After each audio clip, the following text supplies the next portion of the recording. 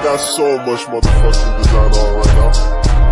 Every time, bring it back, make it clap. I got 3 whole thoughts, I'm guap, where at? Bitches on my line, and you know. Assalamualaikum warahmatullahi wabarakatuh. Perkenalkan, nama saya Fahira Almaidar. Saya dari kelas 10 B. Di sini saya ingin menjelaskan tentang peninggalan kerajaan Mataram kuno mulai dari prasasti hingga candi. Sebelum saya ingin menjelaskan tentang peninggalan kerajaan Mataram kuno, di sini saya ingin menunjukkan gambarnya terlebih dahulu. Nah, seperti ginilah gambar kerajaan Mataram kuno.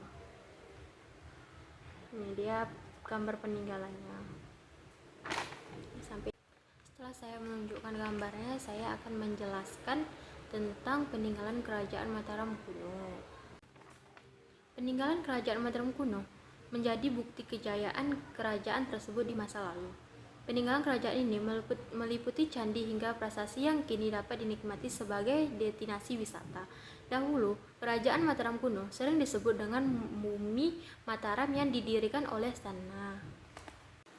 Awalnya, kerajaan Mataram kuno terletak di Jawa Tengah di wilayah aliran Sungai Bongowonto, Progoelo, dan Bangkawan Solo.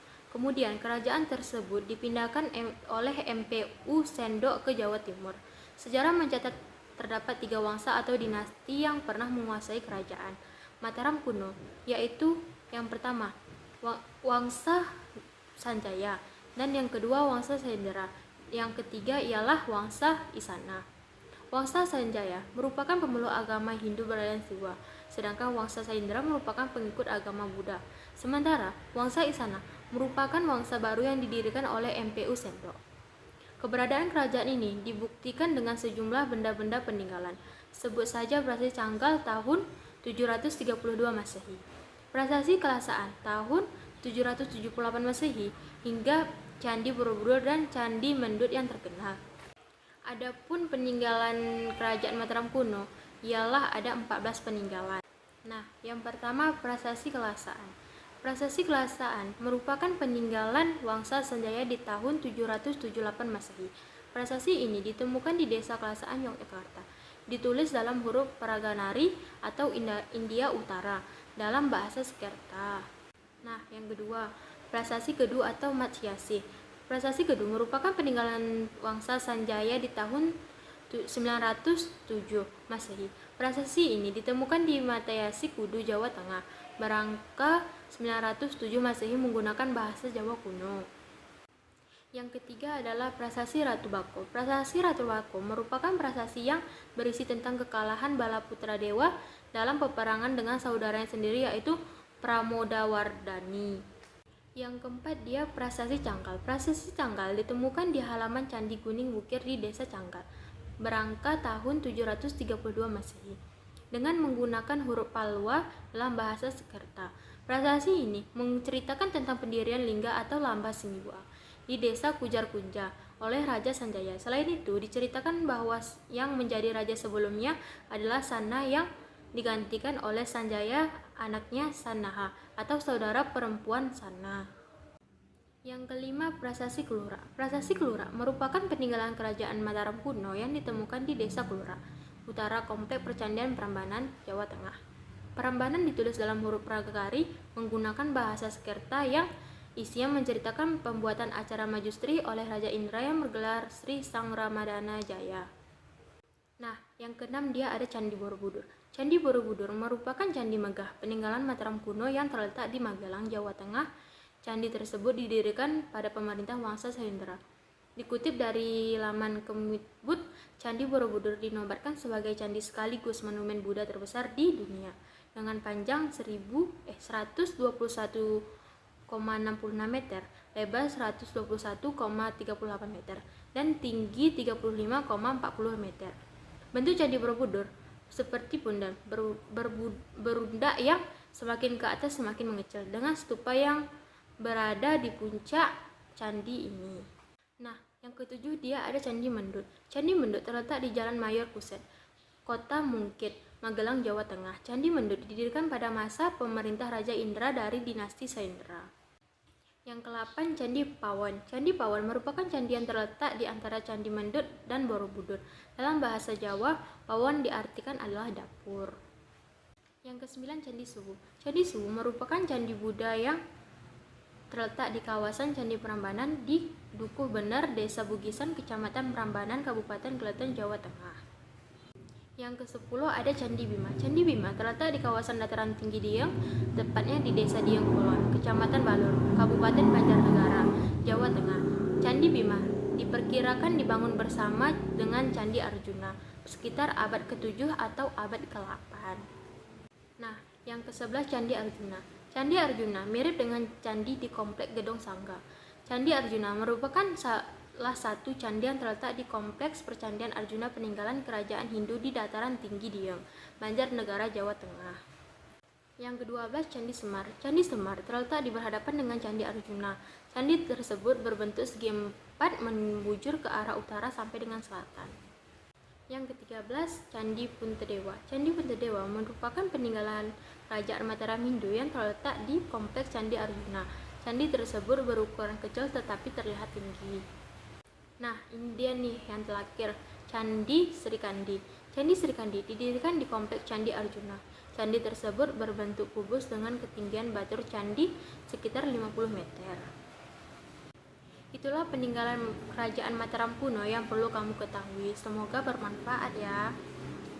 Sebelum saya ingin menutup videonya, saya terlebih dahulu ingin menunjukkan gambar-gambar peninggalan kerajaan Mataram kuno. Nah, sebagai berikut inilah peninggalan kerajaan Mataram kuno. Ini di samping nanti kita tunjukkan gambarnya dan penjelasannya yang sedikit atau sambungan dari penjelasan yang tadi. Nah, ini dia gambar yang pertama, yaitu Prasasti Kelasan. Prasasti Kelasan diawali dengan penghormatan kepada Dewi Tara dan disebutkan bahwa adanya permohonan praguru keluarga Selendera kepada Maharaja Penangkarana agar dibuatkan sebuah bangunan suci untuk pemujaan Dewi Tara. Permohonan ini kemudian dikabulkan. Prasasti Kelasan mencatat keterangan tentang ketaatan Mataram kuno dalam hal penghormatan kepada Dewi Tara. Prasasti Kelasan dikeluarkan oleh Maharaja Dyah Pencapana Keryana Pemangkarana, sambungan dengan pendirian bangunan suci untuk Dewi Tara. Prasasti Kedu dibuat pada tahun 829 Saka dalam kurung 907 Masehi dengan bahan tembaga. Prasasti ini dibuat sebagai upaya melegitimasi Balitung sebagai pewaris tahta yang sah, sehingga menyebutkan raja-raja sebelumnya yang berdaulat penuh atas wilayah kerajaan Mataram. Prasasti Kedu merupakan peninggalan Wangsa Sanjaya di tahun 907 Masehi. Prasasti ini ditemukan di Matyasi, Kedu, Jawa Tengah, berangka 907 Masehi yang menggunakan bahasa Jawa kuno. Yang ketiga dia Prasasti Ratu Bako, salah satu peninggalan kerajaan Mataram kuno yang berada di dalam kompleks Candi Prambanan. Peninggalan kerajaan Mataram kuno ada Kelasan Ratu Bako sebagai salah satu kerajaan yang pernah berjaya di tanah Jawa. Kerajaan Mataram kuno meninggalkan sejumlah prasasti sebagai bukti keberadaannya. Kenapa disebut Ratu Bako? Karena menurut legenda, di situs tersebut merupakan istana Ratu Bako, ayah Lara Jongrang. Yang keempat dia Prasasti Canggal, gambarnya seperti ini. Prasasti ini menceritakan tentang pendirian lingga atau limba siwa di desa Kunjar-Kunja oleh Sanjaya. Fungsi Prasasti Canggal memperingati pendirian lingga di atas bukit Setiragana. Kebanyakan berisi mengenai sebuah keputusan penetapan desa atau daerah pendudukan. Prasasti Canggal berasal dari kerajaan Mataram kuno. Yang kelima dia ada gambar Prasasti Kelura. Kelura adalah tentang didirikan sebuah bangunan suci untuk Arca Majustri atas perintah Raja Indra yang bergelar Sri Manggaranjaya. Menurut para ahli yang dimaksud dengan bangunan suci adalah Candi Suwu. yang terletak di Komplek Percandaan Prambanan. Prasasti Kelura ditulis dalam aksara Penagari dengan menggunakan bahasa Sanskerta. Yang keenam, dia ada gambar Candi Borobudur. Candi Borobudur adalah sebuah mahakarya arsitektur dan seni yang memukau dunia.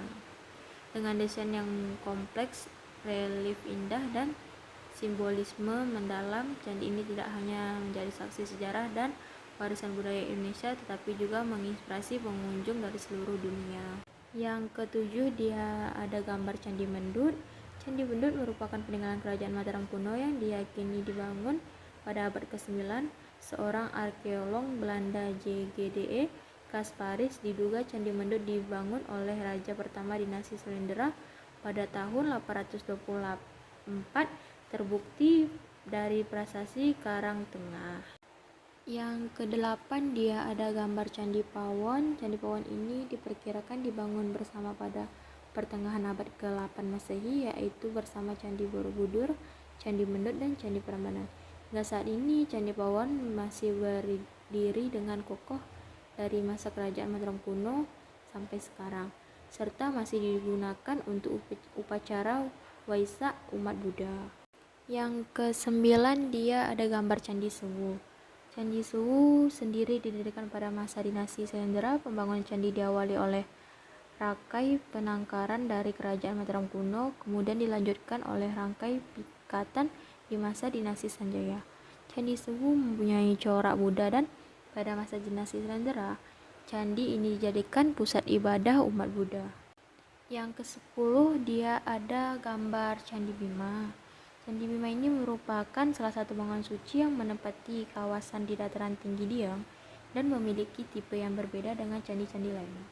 Candi Bima memiliki ciri arsitektur khas, yaitu bangunan candi berstruktur perpaduan India Selatan dan India Utara.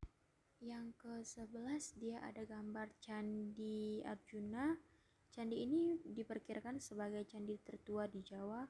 Hal itu dibuktikan dalam prasasti yang ditemukan di sekitar kompleks Candi Arjuna yang tertulis tahun 732 Saka atau 808 Masehi. Yang ke-12, dia ada gambaran Candi Semar. Candi Semar berfungsi sebagai candi perwara atau candi pengiring Candi Arjuna. Apabila dikaitkan dengan kompleks kuil India, bangunan yang terdapat dengan bangunan utama biasa dipakai untuk menempatkan arcanandi kendaraan Siwa. Yang ke-13, dia ada gambar Candi Puntadewa. Di antara candi di kelompok Candi Arjuna, Candi Puntadewa diperkirakan dibangun paling awal. Candi Puntadewa memiliki tangga masuk ke dalam ruang tubuh candi yang dilengkapi pipi candi dan dibuat bersusun dua. Tubuh candi berdiri di atas batu tersusun setinggi 2,5 meter. Pintu masuk candi dilengkapi bilik penampil dan bingkai berhiasan motif kertas tempel. Nah, gambaran terakhir yaitu gambar yang ke-14 adalah Candi Srikandi. Candi Srikandi dibangun untuk menyembah Trimurti atau tiga dewa, yaitu Siwa, Brahma, dan Wisnu. Candi Srikandi terletak di selatan Candi Arjuna. Batu candi setinggi sekitar 50 cm dengan denah dasar berbentuk kubus di sisi timur terhadap tangga dengan bilik penampil. Nah, di sini kan saya sudah menjelaskan nih dan menunjukkan gambar-gambar tentang peninggalan kerajaan Mataram kuno. Jadi, di sini saya tidak akan memperpanjangkan penjelasannya lagi. Saya meminta maaf ya bila ada kesalahan penjelasannya. Cuman yang itu yang saya dapat dari hasil saya, karena saya pun cuman dapat yang itu aja lah, ya kan. Jadi saya sepandainya untuk mempresentasikannya bagaimana sebaiknya. Jadi saya akhiri, bila ada kesalahan kata atau kesalahan bacaan, saya meminta maaf. Wassalamualaikum warahmatullahi wabarakatuh. Dadah guys, sampai jumpa di video selanjutnya ya. Saya minta maaf sekali ya bila kata-kata saya ada yang salah. Dadah.